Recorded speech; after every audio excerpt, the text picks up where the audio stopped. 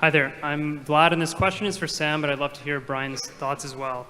Sam, you see our efforts to make moral progress as us navigating a landscape of possible states of consciousness, and the way to navigate that space is through science. I would generally agree with this, but I think that there are certain categories of navigation problems to which science cannot provide an objective answer due to the fact that there are many types of beneficial mental states that are qualitatively different from each other and not readily comparable. So, for example, loving another person, or the joy of working to create something, or mindfulness, helping others, etc. Right. And it may be the case that achieving a peak in one area, let's say intense meditation or mindfulness, may necessitate suffering in another area, let's say the love that comes from close personal relationships. So my question is, how can we ever determine which is more important? How can science help us navigate when realizing one beneficial conscious state is in conflict with realizing another beneficial but qualitatively different conscious state? And you want me to weigh in on this too? Yeah, that'd be great. Yeah. You can say as much as I said about dark matter.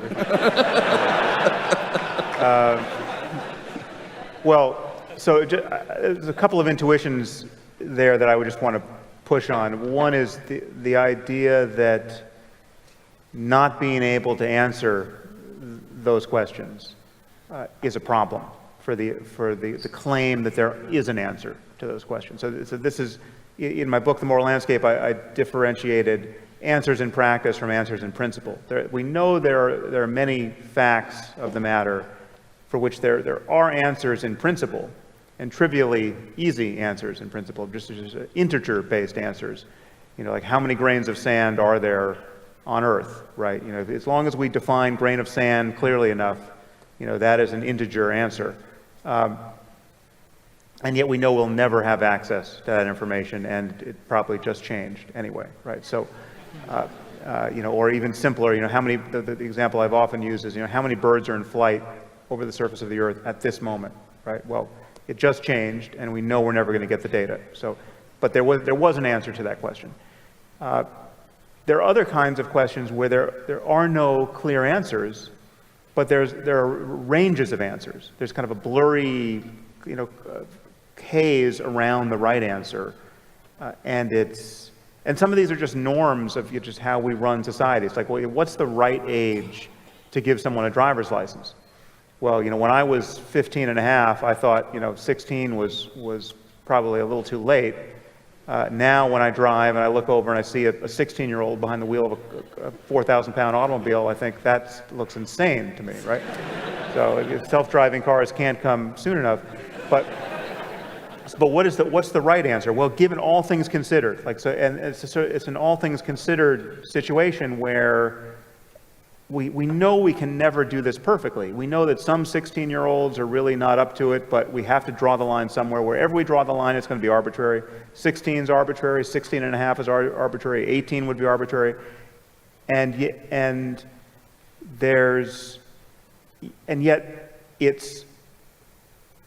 we know there are wrong answers. We know that 6 months is definitely the wrong answer, right? So if you shift the window of consideration there, you're not capturing anything we care about. If you move it to 16, well, if we moved it to 25, fewer people would die.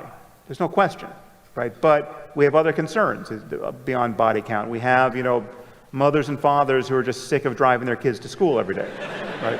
So what's that worth? And we play around with this, and we know we're never going to do the math sufficiently so that we know down to our toes that we've got it perfectly right? But it doesn't mean that there aren't better and worse answers in that space. We know there are worse answers. 6 months that just gets you absolutely nowhere, and 100 also doesn't work, right? So the answer is somewhere along this continuum, and for many things in life, we have to be satisfied with that. Now, I think we will be less and less satisfied the more we can get our hands on really good data, and the more our technology allows us to use that data in ways. And I think this will be surprising. So this is true in medicine in many ways. It's like when there's nothing to do about a condition, right? There is no cure, there's no understanding of its basic biology, and yet people are suffering mightily. You know, it's like polio, right? People it used to be a common feature of life, even in the most affluent areas, that people would be hobbled and killed by polio, right? Now we've lost sight of that horror because we have a vaccine for polio, and have had it, you know, for as long as most of us have been alive. Now, preventing polio is a trivially easy thing to do, and if you decided, I mean, the people who are, you know, against vaccines across the board, or so worried about the possibility that they have some other downside, or who are kind of preventing their kids from getting vaccinated, you know, in a very local area, it may not cause a problem for them or the people around them, but if enough people do it, we'll be back to the days of polio, right? And that is clearly no place worth going, right? And it becomes, you know, you move from an environment in which you have this devastating thing for which there's nothing to do, and you just got to sort of pray it doesn't happen to you, to it's a trivially easy solve, and you're irresponsible if you don't do it, right? And those, we will continually be buffeted around by those kinds of changes based on knowledge and changes in technology.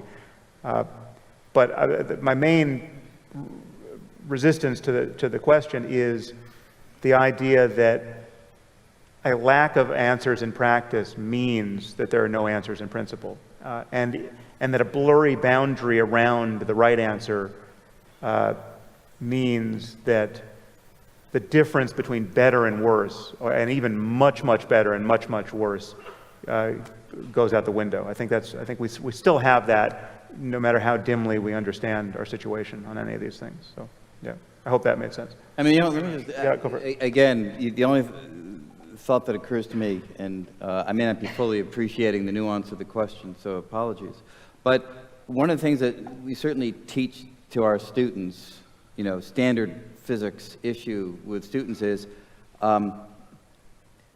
it's critical to pose a well-formed question. And a well-formed research question is one that's not overdetermined, not underdetermined, but it's one that has an answer. And that's a very hard step to get to properly frame a question so that there is a procedure by which an answer can emerge, because the system is not underdetermined, it's not overdetermined, it's not self-contradictory, and there is a unique answer to be found. And the issues that you're describing are ones that typically are underdetermined. So I'm a little bit confused when you say, you know, the answer is somewhere between here and here. What do you mean by the answer? Well, I mean, it's an underdetermined question. In this case, well, you know, what should be the driving age? No, I understand the question, Yeah. but it's an underdetermined question. There is no right answer to it based on it's not a well-posed question. I mean, you can make decisions, like you say, and various people will come up with different propositions for what the good policy should be, but there is no the answer in the sense that there is an electron magnetic moment, right? There is a the answer in that situation, because it's a question that's posed in a specific way. But there is a gradient. A gradient. And if you go far enough in one direction, Absolutely. you can feel yourself getting, you know, colder. Totally got that. And then you go back warmer. Totally got it. So, but that doesn't mean that there is a the answer. Yeah, no. So in those cases, any answer within a certain boundary may just seem arbitrary, because it will be arbitrary. You can't specify the right answer. I agreed. Yeah. Okay. But Thanks. yeah. Hi, my name's